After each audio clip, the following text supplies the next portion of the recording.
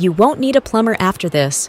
All you need is salt and dish soap, and you'll be blown away by how easily it clears up any mess.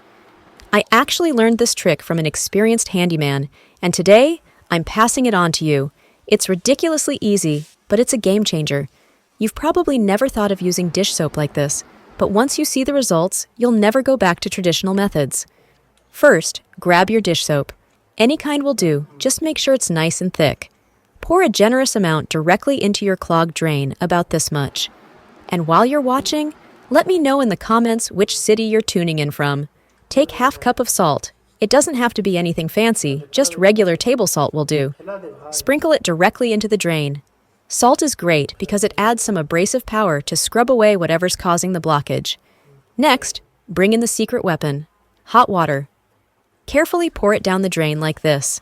The combination of the dish soap, salt, and hot water is going to break down all that gunk that's been sitting there, and you'll see what I mean in just a minute. What we've just done is create an easy, chemical-free solution to unclog your drain. You can say goodbye to costly plumber visits and hello to quick DIY drain fixes.